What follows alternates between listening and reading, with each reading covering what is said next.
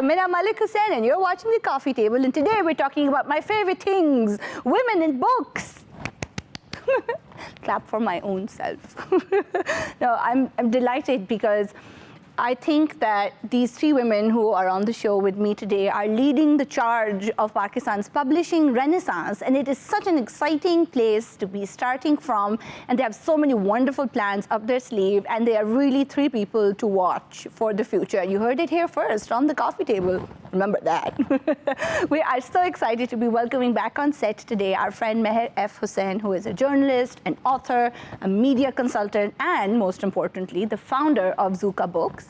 Joining us over the internet is Taiba Abbas, who is the founder of the publishing house Ala Books and Authors. She is also the co-author of The Night in Her Hair. And also joining me is Safina Danish Elahi, who is the author of The Unbridled Romance of Love and Pain, which came out in August 2019. She also authored Eye on the Prize in August 2020, and is the founder of Reverie Publishers, which has just published The Verdict by Usman Hanif. Welcome to the show. Thank you, Mina. It's lovely to be here again. I know, we can never get enough of you. Likewise, it's always a pleasure. First of all, congratulations on Thank you. Zuka's latest offering, which is called The Burning Champa, a book of poetry. That's right. Thank you so very much. It's Pakistan's, I think, first non-fiction poetry book around mental health and body positivity. So that's a lot of firsts. Yes. But I think it's wonderful that women are taking ownership of the written word, and they're willing to write and put work out there that addresses so many issues that we of all backgrounds, socioeconomic backgrounds, have been facing for what, centuries now? Forever. Since the very beginning. Yes, you're right, but it's now that women are sort of coming into their own and being like, enough is enough. I am going to say that this is how I feel and this is what I'm thinking, and I think it's wonderful. And this is something that I want to kind of unpack as we go along, but first things first, as it were. So you set up Zuka, which is your women's empowerment. It's a platform that gives women jobs. You're reviving handicraft with it. Yeah. And you've been doing that for a while now, and really successfully and brilliantly.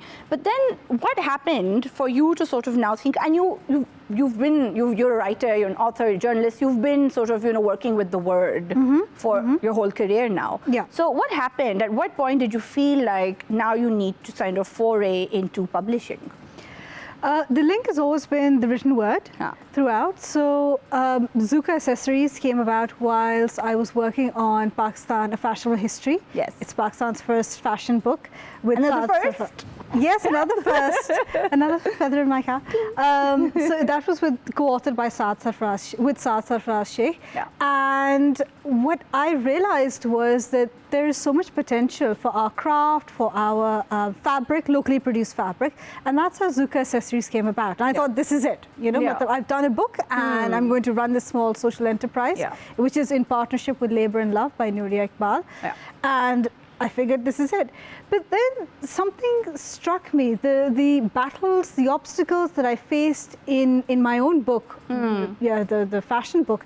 I kept thinking to myself, Mina, here I am, a person of privilege, a person with an excellent education.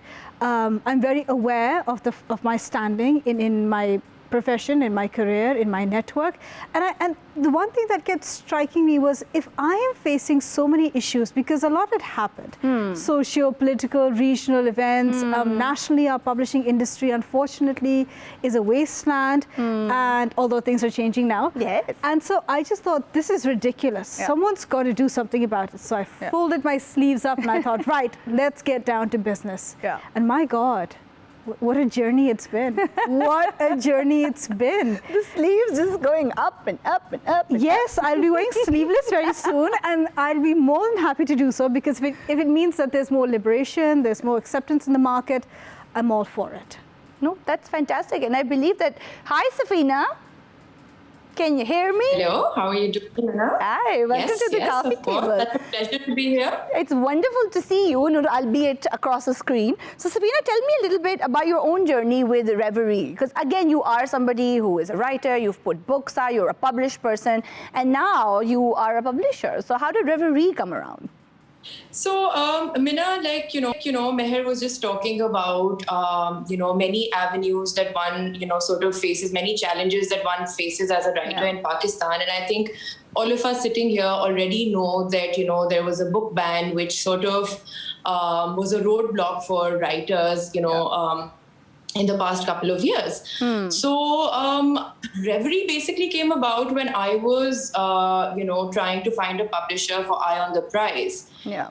Basically, the advice I got was very generic, keep writing, improve your craft, never give up. And I was like, okay, that is all excellent advice, but where do I go from here? How do I reach out to international publishers? And then, even that I found to be very burdensome. I felt that we didn't have sort of, channels where you could reach out to them. And why are we reaching out to them when we've got excellent editors here, we've got printers, we've got marketers, we've got presses here. Why aren't we creating our own ecosystem where it is okay to publish in Pakistan, distribute in Pakistan? We're a big country. Yeah, absolutely. Why aren't we giving our people, the jobs that other people are sort of, milking from? Yeah, absolutely. And why should we be kind of chasing... And why should we be chasing other publishers or agents or, people to sort of take our work too, when we should have platforms for ourselves? I think that that's really important. And I felt that, some books that were being published, they weren't available in Pakistan because of, the book ban. And even, later when I do talk about the verdict as well, a dear friend was reviewing the book and I wanted to read it.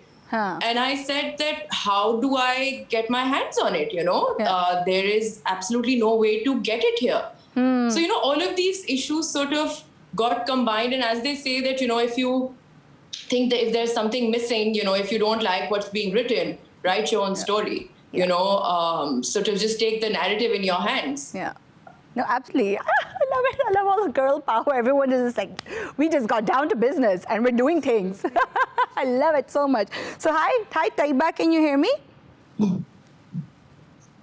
Hi. Your turn. Yes, Hi. I can. Welcome to the show. Thank you for having me. No, it's a pleasure. I'm just sort of... Thank you for having me. It's great to be here. The good literary energy is really sort of coursing through my veins at the moment. So, Taiba, tell me about Ala Books. And I know that because you are a multilingual person, the name is particularly special as well. Yeah. The question of beginnings is always tricky because there's never a single answer. Yeah. So, and since we're all a bunch of writers over here, publishing aside, that whole thing about opening lines and false starts and all. But when I think about my reasons for going into publishing and setting up Ala, pehle to I felt like it was a very natural professional branching out from teaching. Then it just came from a very personal need as a writer because I was really drawn to self-publishing. And then, of course, as Meher and, Safina were talking about the publishing crisis in Pakistan, the trade ban of 2019, it became really evident then that, to have our books available over here, we just had to take independent individual steps.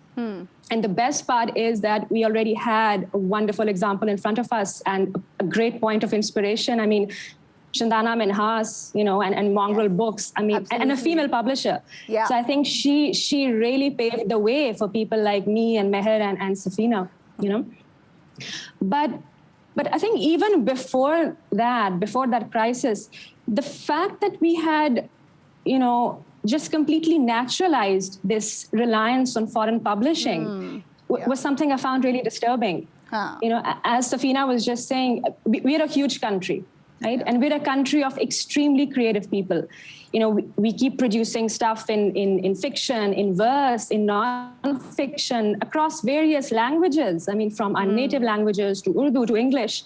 And yet all these global publishing corporations have just been ignoring us like anything. Absolutely. And I think that just really added fuel to things. No, absolutely. And yes, sorry. Publishing is a business. Yeah. So publishing is a very intense business. We are all beginning to learn that. But I still maintain that it's not something I went into as a businesswoman. I mean, I couldn't think business-mindedly to save my life. So what you're doing is a labor of love? A labor of love. Yes. So the emphasis seems to be on labor also. Like I said, it came from... So since it came from a personal place of just wanting to... Okay, so for some people, the writing process and the publishing process are two separate things. Yes. That's not the case with me. Really? How so? And some people... Okay, so some people benefit hugely from, you know, that constant interaction or that that association they maintain with other writers through their writing process. You know, that constant back and forth of feedback and and sort of a critique, like, you know, the writing community program that you have. Huh? The community, yes, exactly, and that's great, you know, because we all have our own method.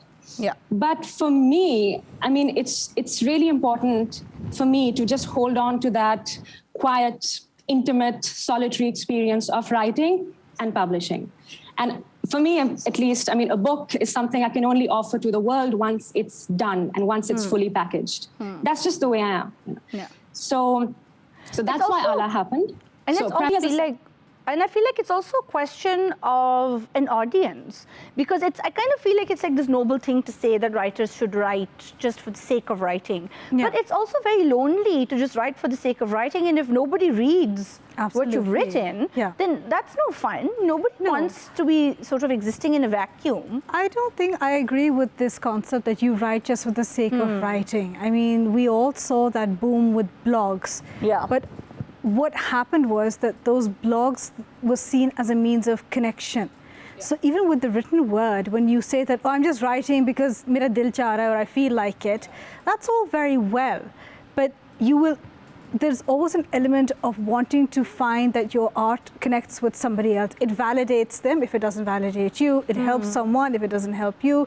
It's a connection. It's a form of communication. Yeah. And yes, I agree, when it comes to Pakistan, one has to create the audience, and that comes through a lot of marketing and PR, all of which is opening up in the industry. So I feel that publishing has so much to offer in terms of whether it's the economy, whether it's other varying diverse markets connected to it. There is so much that has yet to be explored and to be done. It's not just a matter of writing a story and that's it. It's actually creating a whole mini market and an ecosystem. And like Safina said, an ecosystem. So we're going to unpack the worlds of publishing a little bit more, but after a very quick break. Stay with us.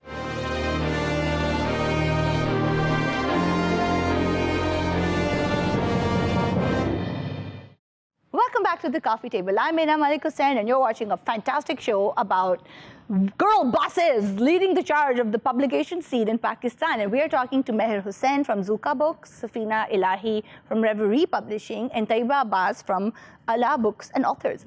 It's really cool and exciting. So before the break, Meher, we were talking about how publishing is, you have a writer and then you have the publisher, which is the bridge between a writer and a writer's audience. That's right. So without the publisher in the middle, you really don't, there's no way for a writer to kind of reliably access an audience. And like you said, at one point, you know, blogging and the internet became such a kind of fertile space for people to just kind of self-publish and directly interact with an audience.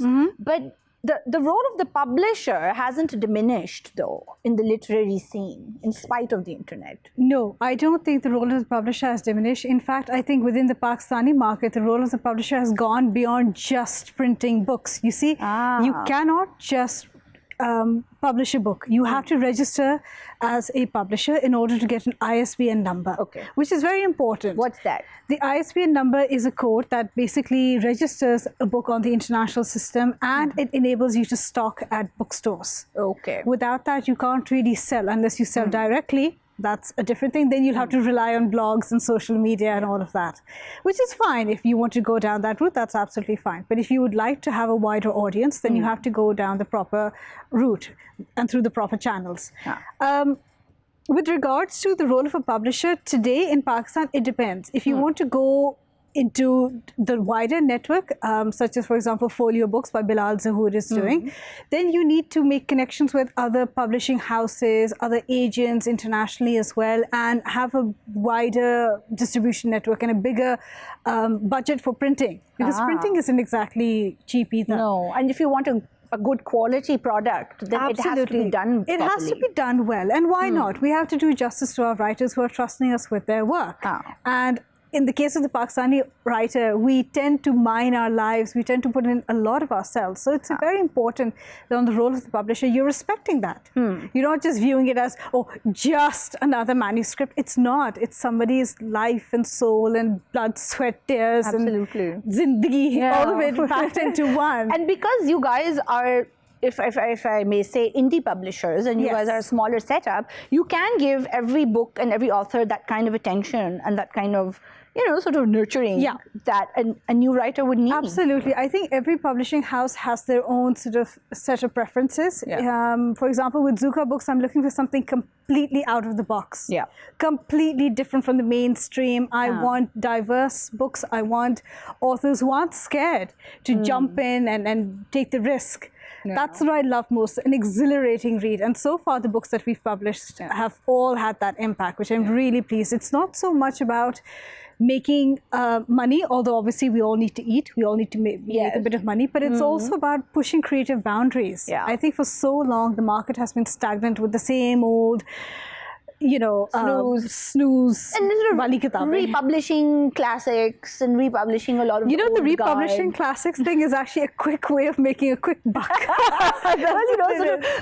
Firm perennial favorites that you just put out with a new cover. Charles Dickens. Or even, Bapsi Sidhwa and all these wonderful books that we've sort of grown up with. But the sad part is that the estates of these books, they don't make money. It's all piracy. Oh my God. So I'm glad that you brought up piracy here. Because, Safina, as a publisher, we're sort of coming back to what publishers do. And Taiba talked about self-publishing as well. And I want to kind of come to that as well. But do you feel like it actually benefits writers to be working with a publisher, because the publisher is also crucially offering editorial support? Yes, I'm so glad, Mina, that you've asked me this, because I feel that self-publishing in Pakistan also sort of just takes in, the writer as a client. I'll publish, I'll do the printing, and then you sort of just go out in this big bad world and sell your books, So if you've essentially published 500 copies, what is the writer to do? Like, where do you, sell that? And major bookstores, they charge a chunk of what, the selling price is. And at the end of the day, I feel like the writer is probably just paying out of his or her own pocket, which is not fair. You've written something, you felt that it was a relevant, important story. And at the end of the day, you're left with 300 copies and, it's just literally like a loss on you. So I feel like I do give services for self-publishing, but I tell the writer that, listen, you need to choose an editor. I have featured, whoever sort of I knew personally, I could vouch for them, editors, designers, PR professionals on my website. And I said, you need to choose an editor. I am not going to print your book because, it needs to be properly edited, proofread. It takes a really long time to produce a book. Absolutely. So I felt that ecosystem, that the larger picture was missing. Even when I published, I'm very grateful to obviously Liberty Publishing for taking a chance on me. But I do feel that I, as a writer, I need more guidance. It would be nice if, two editors come on board. We do a couple of more readings, try to get, the best of what I can produce. So with Reverie also, I want to do that, whether it's a self-publishing, the line's called Moringa Books, and Reverie itself, a thorough, sort of back and forth between the writer, between myself, and come up with a product that can, compete internationally as well, if it has to. But more so that, like Meher said, that, Zuka Books was looking for something diverse. I feel that I am looking for something commercial. At the end of the day, stories need to be told. Stories need to entertain. Why are we watching Netflix? Why are we watching TV? For entertainment, right? But then those stories need to mean something as well. People can resonate with the characters in the story, or they can just have empathy for other people. When we talk about celebrities, or I just give you a random example, Britney Spears or Taylor Swift, or we think that they're so unreachable, their lives would be perfect, but everybody has a story, and unless somebody tells that story, nobody can really empathize with what's going on in a person's life. Absolutely. So I think that just stories are important, whether in whatever form you decide to deliver them, whether it's poetry, non-fiction. Non-fiction can't be a story, but like fiction or different genre, genre writing as well. Yeah, absolutely. So tell me, do you feel like we tend to self-publish more because there was just a lack of, there was a dearth of publishers out there? Or do you feel like there is a slight kind of nervousness in the average Pakistani author about kind of showing their work? Because even working with an editor is a vulnerable process. And, if an editor is unkind, then it could be sort of, quite scary.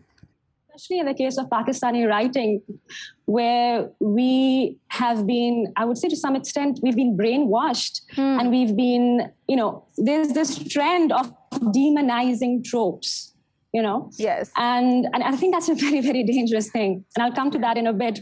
And there's another thing that really bothers me is when people talk about writing as a window into Pakistan. That's not what art is all about. But before coming to that point, I think it's really important for new authors, and especially Pakistani authors, to familiarize themselves with the system. They talk about traditional publishing and independent publishing without really knowing what those terms mean. So that's the impression I've been getting, because I have been receiving messages, submissions, which is so heartening. Like I said, there are so many creative people.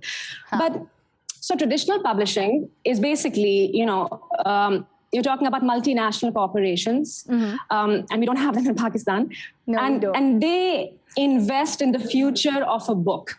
Yes. That's why they usually buy the author's rights, for future business deals like, audio and translation and further publications, adaptations to screen and all that, right?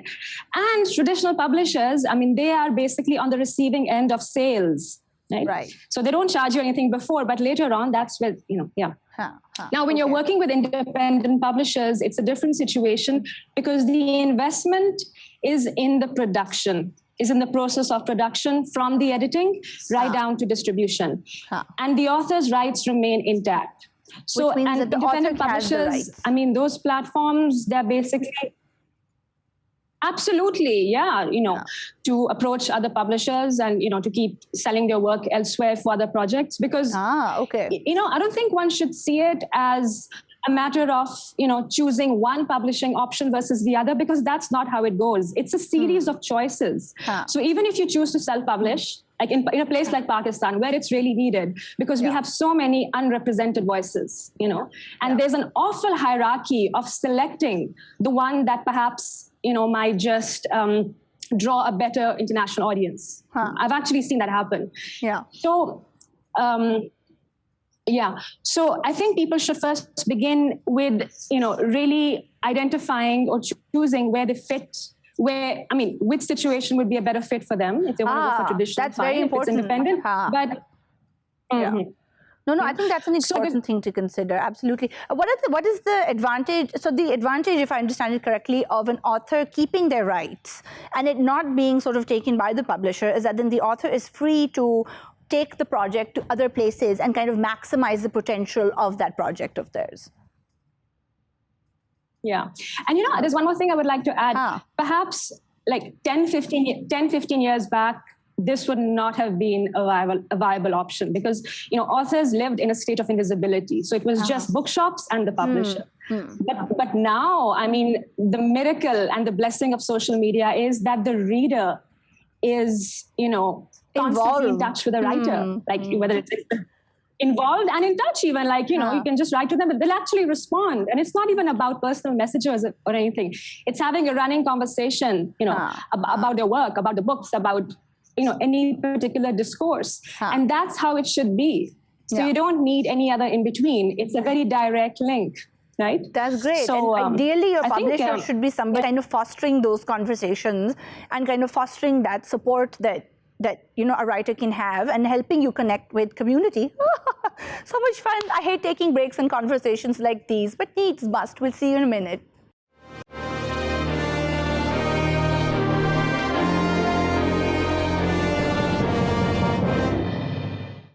Welcome back to the coffee table. I'm Mina Malik Hussain and I'm in conversation with Meher Hussain from Zuka Books. No, we're not cousins, although it would be great if we were. To Taiba Abbas from Ala Books and Authors and Safina Danish Ilahi from Reverie Publications. So we've been talking about a lot of things, but the thing I want to ask the most is that why is it so fantastic? Yeah.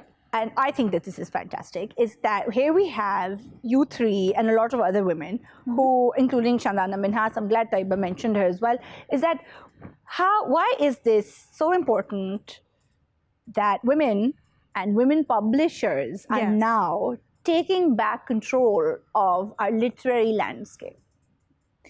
Mina, I think there's been an awakening. I mean, for far too long, even on the international publishing scene, there are more men that are getting published as authors, and there are more male publishers than female publishers. And I think recently, especially during COVID, when everyone sort of had to introspect and look at how things are through a new lens, there was a realization that there are many, many problems associated with publishing on a global level. It's not just Pakistan. There's a lack of diversity, there's a lack of topics, there's a lack of gender equality, there's pay gap. And so all of these things, thanks to social media, now have a trickle-down effect. And I think that's what's happened in Pakistan as well. I mean, personally speaking, I know that I got fed up after dealing with male publishers and male agents and male this and male that. And I thought, well, hang on, you're not seeing things differently. I've always believed that there's no difference between men and women, but increasingly as I approach old age, now it's hitting me that, my God, there is a difference. The gender lens does make a difference in terms of perspective, in terms of how books are viewed, in terms of how stories are viewed. Yes, and which stories make it to the mainstream Absolutely. Also. And we've seen like this sort of global publishing history of how masculine narratives are always seen as a universal narrative. And female aren't. No, and even now we have a separate category for women's publishing. Yes. You know, like female fiction or fiction written or things written by women, like women's writing. Like the fact that it's still a category. Well, it's very frustrating when people say, oh, it's about the story. It's about the story. Well, all right, fine. If it's about the story, then why is my gender coming into play? That this is so emotional, or this is about this female character is not likable. I mean, like I always say to everyone, that my favorite character is Miss Havisham. Because I think she just owned it. Whatever it is my destiny, and I'm going to do whatever I want with it. And so I'm really, really happy to see more female authors are coming up. They're taking back control over their bodies, over their minds, over their stories through the written word. I'm absolutely thrilled about female publishers, because I feel that they are really doing the industry a great service by opening up so many avenues. And really, Mina, they're breaking down and creating a new industry that for so long has been dominated by men. There was Amina Saeed, who was at OUP for the longest time, and now she started her own Lightstone Publishers. And she's always mentioned that, look, this is an industry with low-hanging fruit, and females should definitely, take over. So I think it's important that women are finally having this awakening, and they're not willing to have their stories told, but they want to tell them by themselves. Absolutely. And Taiba, do you sort of also do you feel like you actively seek out female narratives? Because so far Ala has published 2 women authors as well. Is that something that you also consider? Almost 3. But to be really honest with you, no. I am not conscious of the gender thing. I mean, it's a beautiful coincidence that women are now leading the publishing industry. And the first book it's a co-authored project between me and my mother, Huma Abbas.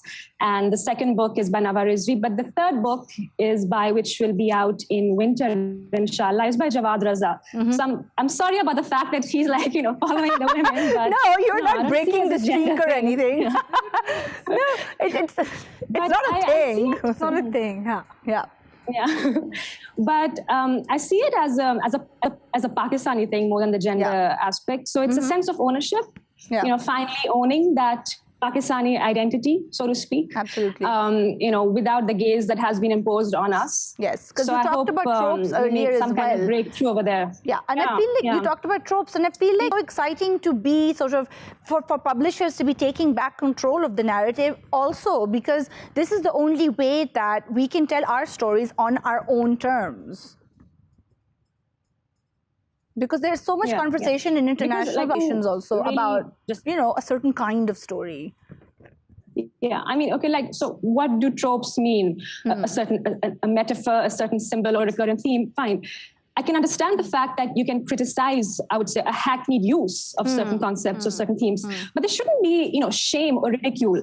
Tropes, okay, our landscapes, our rivers, our fruit, our mangoes, our flowers. That's our world. That's our world. If you're going to be embarrassed about writing about those things, you're basically trying to efface yourself. And if you efface yourself, what's left? And again, if one writes with that cultural burden or that self-consciousness, this is what Pakistan is. I'm going to just, delete it and put start painting on this new slate. There's something so sad about that.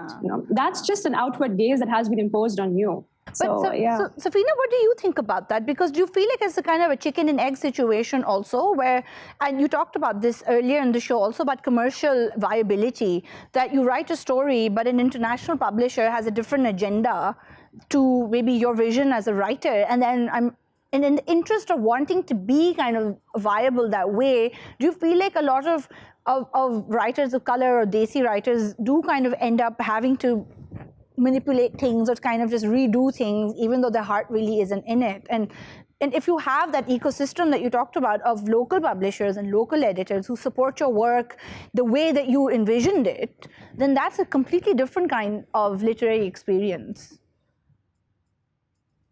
Completely. I completely agree. And I was actually just going to add on to, what Taiba and Meher and yourself, you were talking about, that I think for the longest time, stories, but you see in the West as well, there is so much crime. There is, so much racism. There's so much extremism, but their stories are about romance. Their stories are about, you look at Leanne Mortony, she's talking about these retreats and these, Big Little Lies everybody's watched on Netflix. These are like stories about children and stories about women and men and just interesting things that can be converted into entertainment as well. And I feel like, what about what we want to read about? What about what we're interested in? And without, what about a story?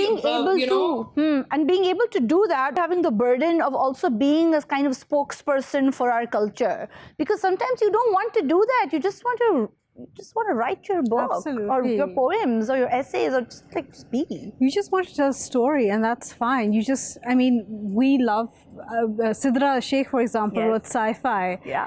And Zara was such a lovely character. Yes. And I think, why not? We have to stop judging writers on the basis of where they are geographically speaking. Yes, of course, there's always the fear that you might end up imitating some Western writers' work.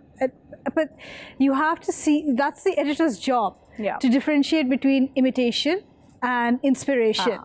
And don't you think it's also a question of, and I know that this is a criticism that people have sort of, one hears it, is that, the work is just all right. But the thing is that we have to start somewhere. That's okay, Minna. If people want to say that, that's all right. That's their perspective. But you shouldn't, I feel that as a publisher, as a writer, as an editor, anyone associated with the literary market, you shouldn't limit yourself to that. You can't, if you're going to worry about what everyone is saying, okay, this is all right, this is just okay, or this is, It's okay.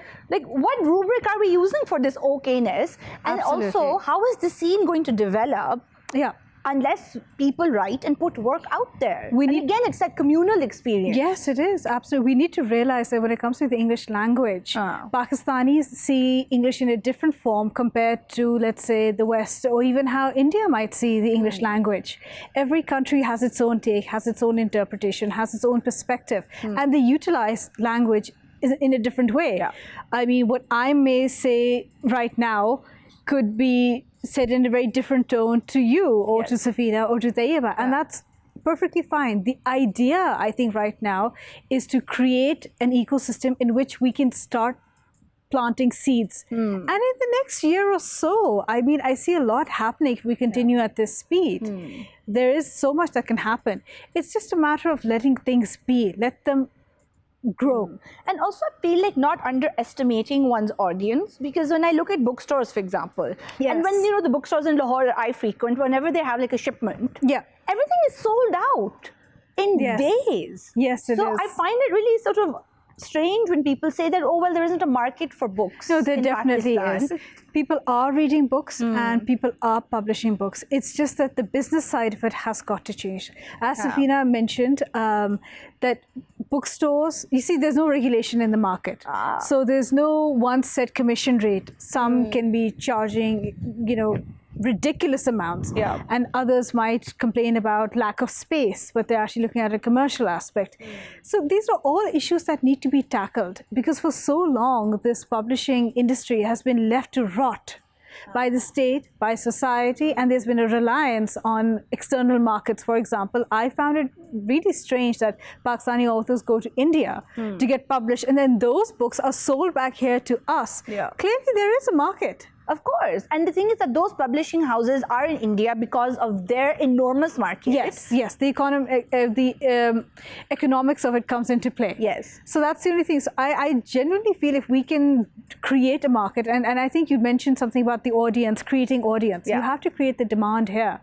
And it is doable. Yes. It and is there doable. is a demand. There is a demand. It's just a matter of sort of expanding it, causing the market to grow. Yeah, this is such a great conversation, and I could keep having it forever, but sadly, it is time to say goodbye. Thank you so much, Meher. Thank you, Mina. Tayyiba and Safina, for joining me today. This was a fantastic conversation. This is just the tip of the iceberg for Pakistani publishing. Look up local authors, buy the books, read the books, leave them, you know, reviews on Goodreads and on Amazon and wherever you can find them, because, you know, this is our baby, and there's so much potential here, and it's so exciting and heartening to see so many creative people out there, including you guys who are watching, who have these avenues to put your work out into the world and kind of really, and it's time for Pakistan to kind of take its place in this sort of literary pantheon. Thank you so much for watching. If you're watching this on YouTube, don't forget to like and subscribe, and we will see you next time on The Coffee Table. Bye now.